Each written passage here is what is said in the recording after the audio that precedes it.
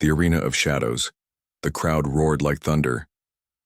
Thousands of aliens, all from different worlds, sat in high seats made of gold, stone, and strange glowing crystal. Their eyes were locked on the center of the arena. In the middle was a wide, open space made of dark sand. It was called the Arena of Shadows, and it was the place where enemies of the Emperor were broken. Today, the Emperor had promised them a special show, not a battle, a humiliation. The victim, a human, a species most aliens saw as weak, slow, and unimportant. Two guards dragged the human forward. His hands were tied. He wore no armor, no helmet, just torn clothes and quiet eyes. He didn't fight back. He didn't shout. He just walked, one step at a time, his eyes fixed on nothing. The Emperor sat high above, in a throne made of sharp, black metal. His voice echoed through the arena. This human dared insult my rule. Today we show the galaxy what happens to such filth. The crowd cheered, horns blew, drums pounded. From the opposite side of the arena, a giant door slowly opened with a loud hiss. She stepped out, taller than most warriors. Her skin was pale silver with glowing marks that moved like fire. Her armor was black and red, shaped like bones and blades. She was the Emperor's deadliest weapon, his champion. She had ended wars with her hands. People called her the Ghost, Storm. She smiled when she saw the human. "No weapons?" she asked, amused. "Not needed," the Emperor said. "Make him beg." The Ghost Storm walked across the sand, step by step. Her eyes studied the human. He did not move. He did not blink. He just stood there, calm as stone. "Do you not fear me?"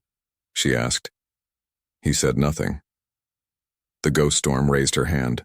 Her fingers crackled with energy. With one swift motion, she sent a wave of force at him. It hit the ground near his feet, sending sand flying. He didn't move. The crowd laughed. Some shouted insults. Others called for blood. The warrior circled him faster now. She tried to make him flinch, but he didn't. "You humans are all the same," she hissed. "Soft, slow, weak." Finally, she rushed forward and raised her blade high. But then, something happened. The moment her blade got close, she stopped. Her eyes widened. Her breathing slowed. She looked at him, truly looked, and her hand began to shake. Her weapon fell from her fingers and landed in the sand with a soft thud. A silence fell over the arena. She dropped to one knee, and then the other. Now the Ghost Storm, the Emperor's champion, was kneeling before the human. The Emperor stood up, rage burning in his eyes. "What are you doing? Finish it!" But she didn't answer. The human finally moved, just one step forward. He looked down at her with no anger, no pride, just quiet understanding. Tears rolled down the warrior's cheek. "What are you?" she whispered. The crowd watched in shock. No one spoke. No one cheered. The silence felt louder than war. The Emperor growled, "Get them both out of my sight." Guards rushed in, but even they slowed when they neared the human. Something inside them pulled back. Some dropped their weapons, others looked away, and still the human said nothing. As the Ghost Storm was dragged away, she kept her eyes on him. Not with hate, not with fear, with awe. Whispers of fear.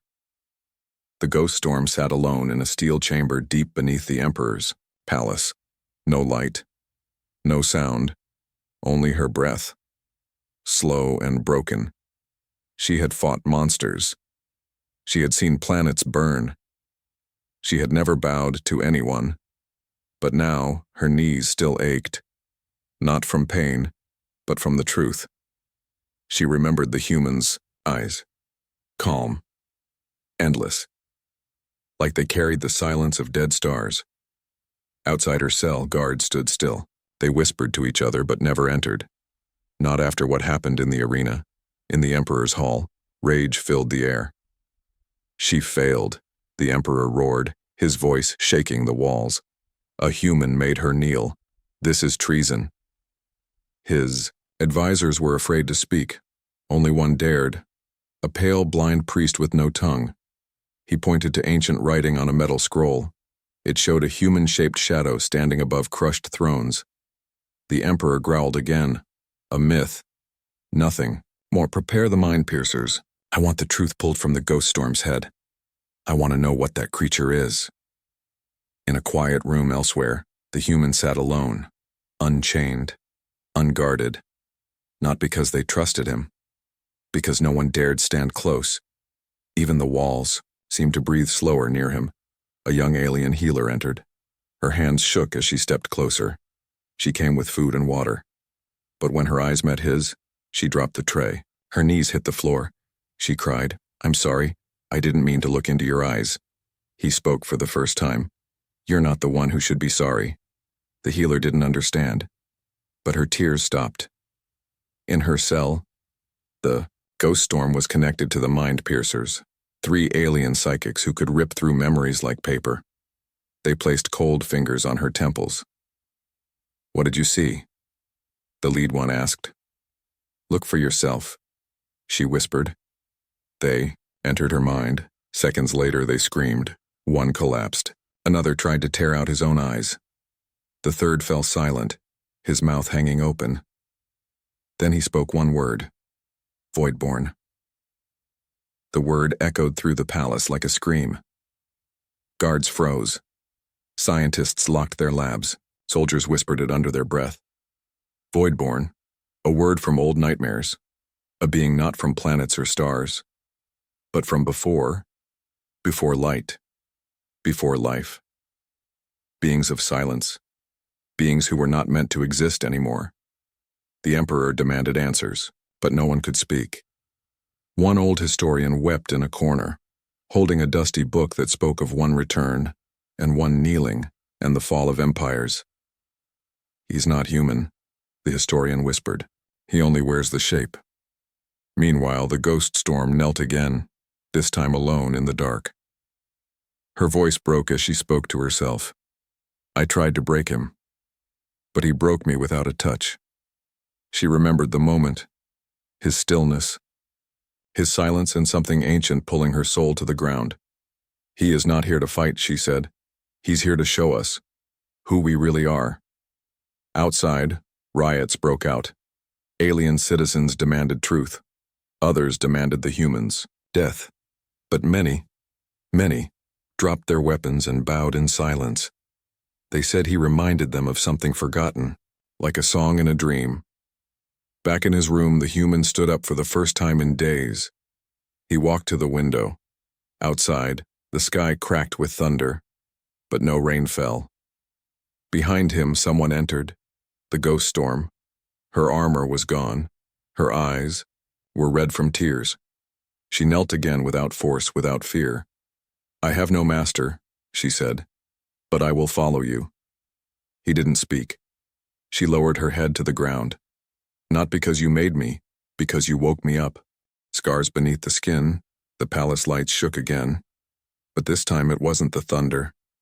Something older had entered the halls. Something not born in this galaxy. He came in silence, dressed in dark robes that moved like smoke. His face was hidden, but his golden eyes glowed like dying stars. The guards didn't move. They couldn't. Their bodies froze, their mouths dry, their hearts screaming for air. He walked toward the Emperor's throne with no fear. "You've seen him," the stranger said, his voice like cracked glass. "The silent one, the boy of echoes, the one who should not exist." The Emperor stood tall. "I don't fear myths." "You should," said the stranger. Then he vanished, without a sound, without a trace. Far below, in the silent cell, the ghost storm sat across from the human. No chains, no guards, just silence. "I trained all my life to destroy," she said. "But you made me see every scar I carry." She touched her chest. "I never felt fear before. Now it lives in me like fire." The human watched her, quietly. "What are you?" she asked. He looked at her. "I was once like you." That answer shook her more than any blade.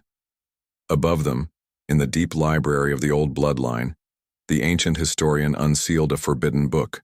The pages were made of skin. The ink was not ink. He turned to a page drawn with stars. They will forget him. But when the silence returns, the galaxy will kneel once more. On the next page, a sketch of a human with hollow eyes, standing alone, while alien kings burned in the sky behind him. We buried this history, the old historian whispered, but he carries the memory. Elsewhere in the palace, the golden-eyed stranger entered a black chamber. Inside, a creature waited, covered in armor, breathing through long tubes. You will test the silent one, the stranger said. The creature growled. If he bleeds, I will break him. He doesn't bleed, the stranger replied, and he remembers. The test was prepared, a black room filled with mirrors and echo walls. A trap designed to crush the mind, twist the soul, and tear apart the heart. They brought the human in. No chains.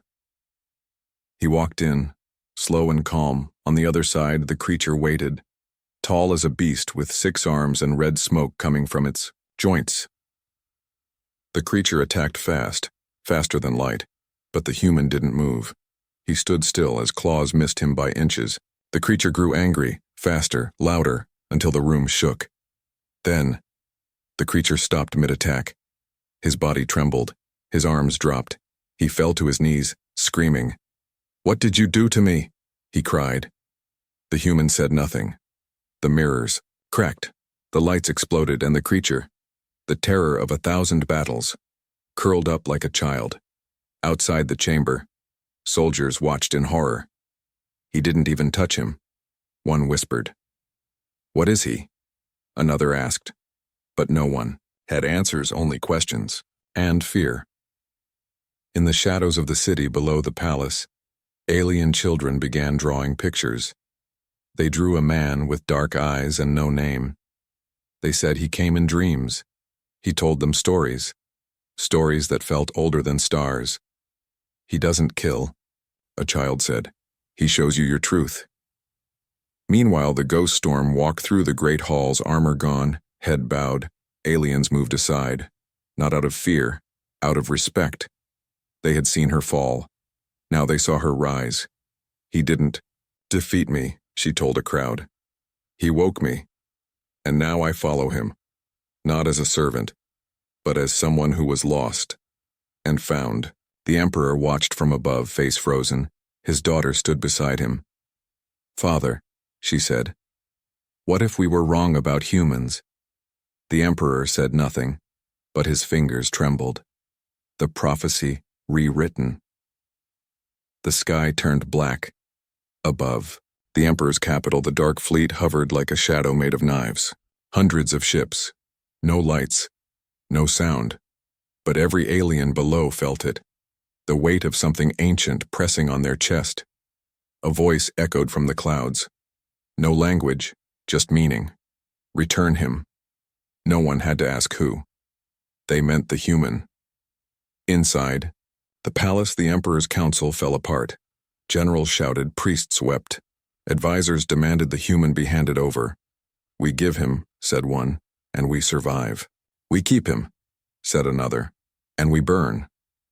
But the emperor stayed silent. His hands gripped the edge of his throne. His daughter stood by him, watching his face. Her voice was soft. "You fear him." "Why?" The emperor looked away. Far below, the human stood in the garden of stone. Flowers from 100 worlds grew there, never blooming, always gray. But now, they bloomed, without wind, without sun, just from his presence. The ghost storm watched in silence. "Do you feel it?" she asked. The human nodded. "They remember?" "Who?" He looked at the sky, the ones who came before. In the hidden archives, the old historian turned the final page. His hands shook as he read it aloud. "When the silence walks, kings will forget their crowns. When the flowers bloom without sun, the void will speak again. And when the deadliest kneels, the galaxy will change." Every word had now come true, except the last line. A child of the throne must choose light or fire. Meanwhile, the dark fleet moved, Ships began to descend. Not with weapons, with light. Columns of shimmering white fell from the sky, landing on towers, temples, streets, and from each light stepped figures, tall, robed, faceless. No guns. No blades. Just silence. They didn't speak. But aliens fell to their knees anyway, because they remembered. They remembered the stories buried long ago of the silent walkers, beings who didn't rule by war. They ruled by truth. And the truth hurt. Inside the palace, the emperor screamed at his guards, "Attack them!" But the guards didn't move. They just stared and dropped their weapons. His daughter stepped forward. "You always feared the humans," she said. "But you never asked why." The emperor turned. "They're dangerous," she nodded. "Yes, but not because they kill. Because they don't." Back in the garden, the human spoke again. "This place was built on pain." The ghost storm asked, "Can you stop what's coming?" "No," he said. "I am what's coming." She didn't fear him now. She feared what would happen if he left. In the sky, one ship split open. From inside, a creature of light and shadow floated down, half-shaped, half-forgotten. It had no face, but every eye felt watched. It moved toward the palace gates without touching the ground. Aliens stepped aside. Some bowed. Some wept. The creature whispered, "We have come for the silence." The emperor ran to the highest tower. There, waiting, was the golden-eyed stranger. "You knew." The emperor growled. "You knew this would happen." The stranger smiled. "You thought you were the center of history, but you were just a chapter." The emperor raised his weapon. "You won't take my throne." The stranger laughed, not cruelly, but gently. "It's not yours anymore." And then he vanished again. The ghost storm stood beside the human as the light creature approached, but the human raised his hand. "Not yet." The creature stopped. "Why?" it asked. "She has one more thing to do," he said. He looked at the ghost storm. "You." "Me?" she asked. He nodded. "The crown is broken. The world is quiet. Now speak." Uprising of the quiet. The emperor was gone. Some say the sky swallowed him. Others say he burned by his own rage. But no one truly knew. All they remembered was the silence that followed. And from that silence, something new began to rise. Across the galaxy, news of the human spread like fire in dry wind. On some planets, children gathered to listen to stories about the one who made the ghost storm kneel. On others, rulers trembled in gold chairs, asking if they would be next. But no matter where the stories reached, no one laughed. In a city of glass, an alien priest stood before thousands. He held no holy book, only a drawing made by a child, a human with a calm face standing in the middle of stars. "We called them weak," the priest said, "but now we listen." Thousands knelt, not in fear, but in hope. But not all bowed. In the outer rings of the empire, warlords screamed into fire-lit rooms. "He must be destroyed," they cried. Before the silence takes everything, they gathered fleets, built weapons of sun heat and planet breakers. They swore loyalty not to the human, but to fear, and fear sharpened their blades. Back on the palace world, the ghost storm walked through ruined halls. Once, she had been the emperor's blade. Now she was the voice of something greater. Crowds followed her. They didn't cheer. They didn't beg. They walked in silence just like the one they now believed in. The human walked at her side, his eyes never looking back. He didn't tell them to follow. They chose to. In a cave deep under the palace, the old historian found a mirror, cracked and ancient. Inside it showed not reflection but memory. He saw himself as a boy, hearing the forbidden tales of the silent ones, how they came not to conquer, but to reveal, how their presence made the proud weep, the violent drop weapons, and the broken finally breathe. And now, one had returned. "He doesn't want a throne," the historian whispered. He wants the world to remember. In a quiet chamber, the emperor's daughter stood before the throne. She didn't sit. She knelt, then rose slowly. "The galaxy needs a voice," she said. "Not to command, but to guide." The human looked at her. Finally he spoke. "Then speak, and speak with truth." Far away in the stars beyond sight, the warlord fleet moved. Their leader, a beast of steel and bones, laughed. "They kneel to silence?" He said, "I will speak in fire." His ships turned toward the palace world. They would arrive in days, and they would bring death.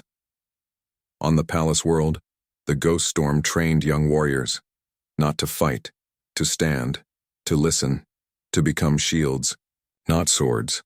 She taught them not how to win, but how to stop the need to win. "The true battle," she said, "is not against the enemy. It's against the rage inside you." On the final night before the invasion, the ghost storm visited the human. He sat near the old garden, now blooming wildly, color pouring from every leaf. "They're coming," she said. He nodded. "I know. You won't stop them?" "I already did." She didn't understand until she looked at the sky and saw stars blinking, not from war, but from ships turning away, entire fleets refusing to fight, choosing to stay silent. The one who remembers. The sky was quiet, not peaceful, waiting. The black ship had entered orbit. It didn't send a message. It didn't ask for landing. It simply watched, and on its surface that strange message still glowed. "I know what you are. I am coming." In the palace, the ghost storm stood at the highest tower. "It's not like the others," she whispered. "No," the human replied, "because it's not here to learn." Then what? To end what it remembers. Years ago, long before the empire, long before the arena, there was a war not of guns or ships, but of memory. Creatures made of light and sound tried to burn the silence from the stars, and in that war, only one of them lived. It called itself Ash Dweller.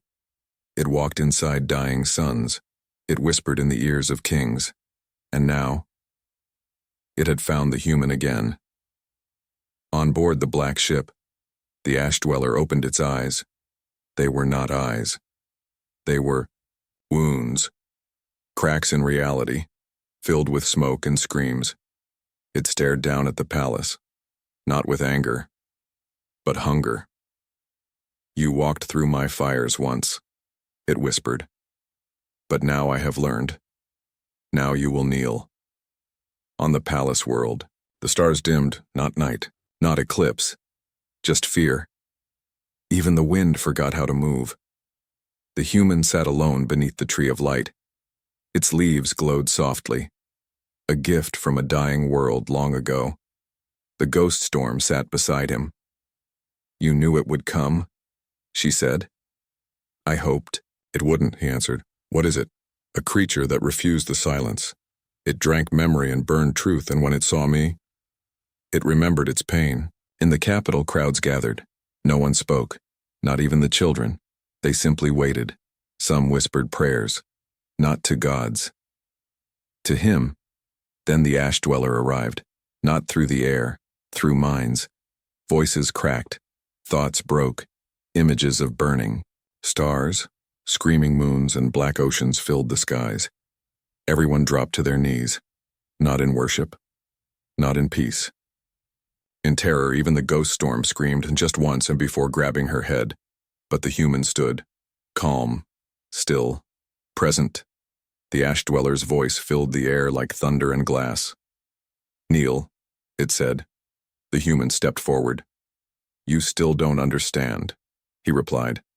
"I never rose to fight. I rose because they needed to remember." The Ash Dweller laughed. Real fire poured from the clouds. Ships split open. Birds fell from the sky. But the human walked forward. The ground under him healed. The air cooled. Flowers bloomed through stone. He whispered, "You lost, not because I destroyed you, but because you forgot how to listen." The ash dweller screamed, blasting pure black energy toward him. The ghost storm reached out, too far to help. The blast hit, the world shook, and when the smoke cleared, he still stood, not untouched, but stronger. His eyes glowed, and not with rage, but memory. He raised one hand, not to strike, to open, and inside his hand, a sound. Laughter. The sound of children laughing, of a mother singing, of rain falling gently. The ash dweller froze. "What is this?" it asked. "What you tried to burn," the human said. "The sound of life you forgot." The ash dweller cracked. Its body bent. Backward, its voice broke, not in words, in weeping, and then it vanished. Like ash in the wind. The mirror beneath the stars. The ash dweller was gone. But silence didn't return. Not this time. Something stayed behind. Something that felt like the cold breath of a mirror that had just opened its eyes. The human stood in the garden of stone, alone again, but not fully. A figure stepped from his shadow. Same face, same eyes. But no warmth, no light, only emptiness. The ghost storm watched from a distance. Her heart stopped. "Who is that?" she whispered. The human didn't answer. The figure smiled. "You left me," it said. Its voice was soft, like a breeze before a storm. "No," the human replied. "I became more."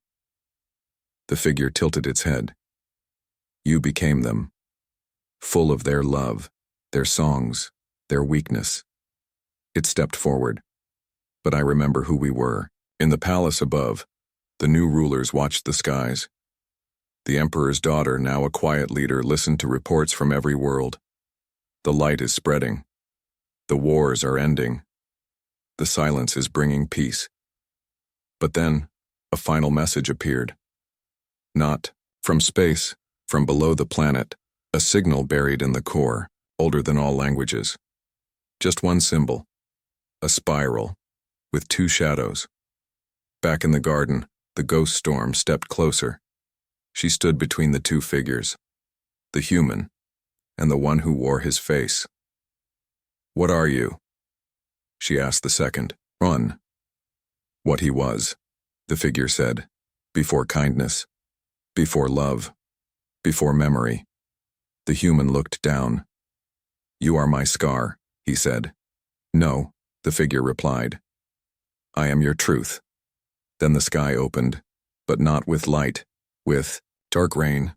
Drops fell upward, trees bent backward, time shivered. Reality cracked just for a moment, showing what was underneath. A galaxy split in two. One side, songs, peace, blooming flowers. The other, silence too deep to heal. Broken stars, frozen screams. The choice was clear, but not easy. The human turned to the ghost storm. "You once knelt because you saw what you were. Now I ask, stand beside me, but not against him. With me." She nodded. She held his hand. The mirror shadow raised its arm. "This world will forget you," it warned, again and again. "But I will always return." The human nodded. "Then, I will remind them again, and again, not through fear, but through someone like her." He looked at the ghost storm, through someone who remembers pain and chooses peace. The shadow screamed. Its body shattered into dust.